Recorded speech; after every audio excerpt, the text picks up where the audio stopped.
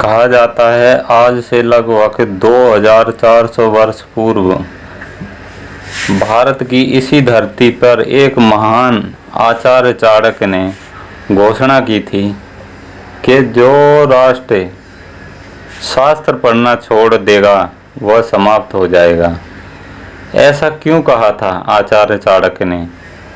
क्यों जरूरी है कागजों में छुपे अतीत को जानने की? क्योंकि अतीत को जाने बिना भविष्य का निर्माण करना असंभव है। जो देश अपना इतिहास भूल जाता है उनका भूगोल अपने आप समाप्त हो जाता है।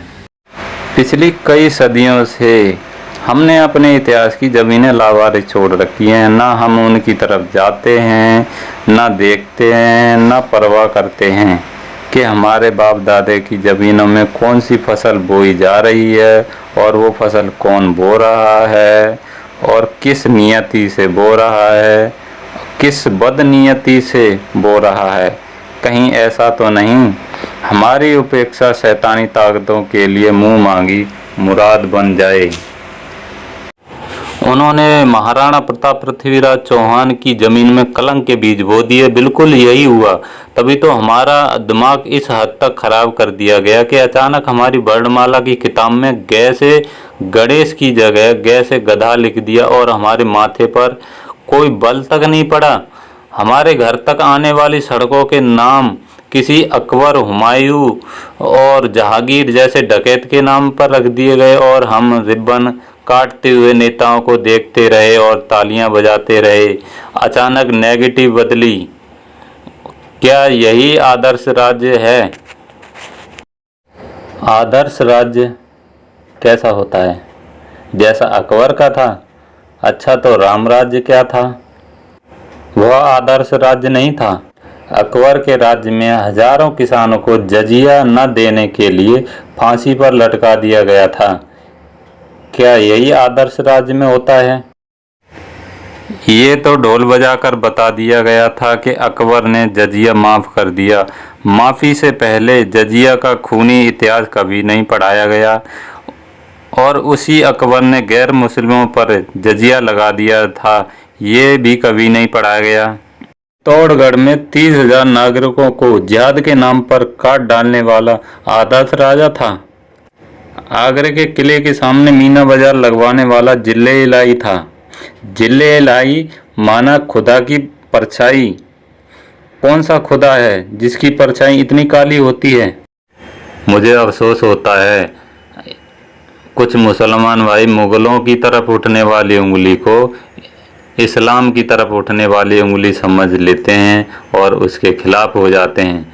जागिए, आप अकबर के वंशज नहीं हैं। आपके पुरखा वही हैं जो हिंदुओं के हैं। आपका इतिहास वही है जो हिंदुओं का है। अगर अकबर का वश चलता तो इस्लाम का नामो निशान मिटा देता।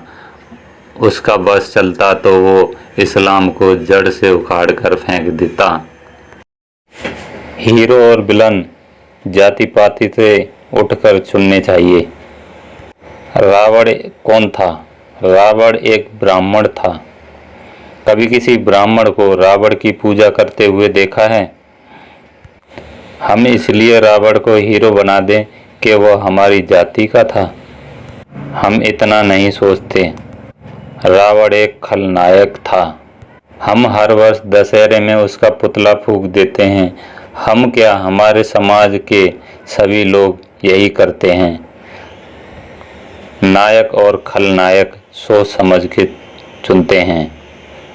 हिंदुस्तान में एक बहुत बड़ा तबका महमूद गजनवी को हीरो मानता है, जो अफगानिस्तान के एक छोटे से गांव से आया था। उसने बहुत जुल्म किए। सोमनाथ का पवित्र मंदिर तक हमारी आंखों के सामने लूट लिया और हम खड़े देखते रहे।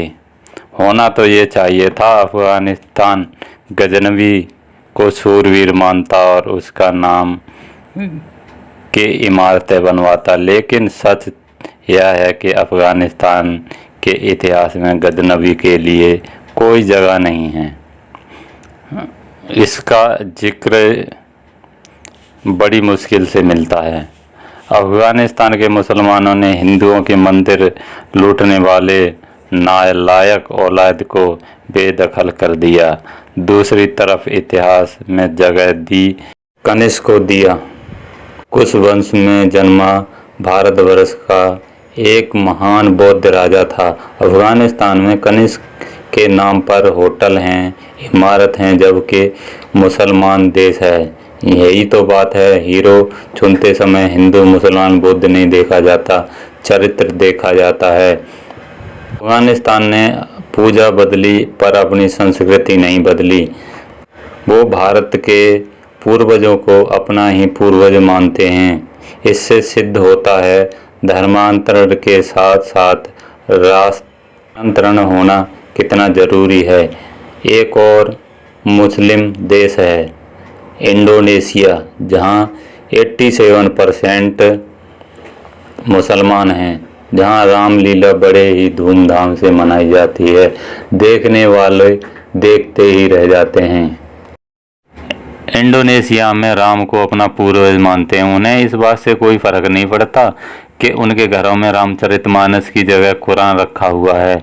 धर्म अलग हैं तो क्या हुआ, पूर्वज तो एक हैं। ये बात जिस दिन मुसलमान भाइयों को समझ आ गई, हिंदू मुसलमान एकता के झूठे और राजनीतिक नारे गायब हो जाएंगे।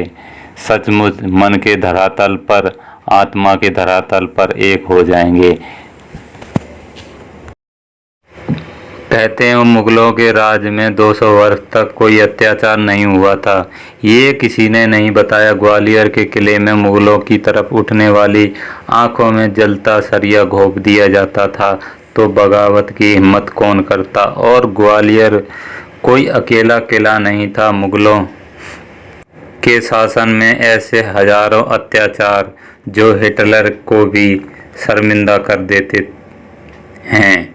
जिन आताताइयों ने नाता रिश्ता उसूलों के ऊपर रखते हुए हुकूमत के नशे में अपना बाप कालकोठरी में कैद कर दिया, अपने भाइयों की गर्दनें कटवा दी, उनके राज में शांति बनी रही तो शांति ऐसी थी। यही सद्दाम हुसैन इराक में बनाकर रखी थी, किम जोंग टू ने नॉर्थ कोरिया में बनाकर रखी है। वीडियो देखने के लिए धन्यवाद दोस्तों। अगर आपको वीडियो अच्छी लगी हो तो लाइक करें, शेयर करें, सब्सक्राइब करें। धन्यवाद। और भी वीडियो देखने के लिए बने रहें।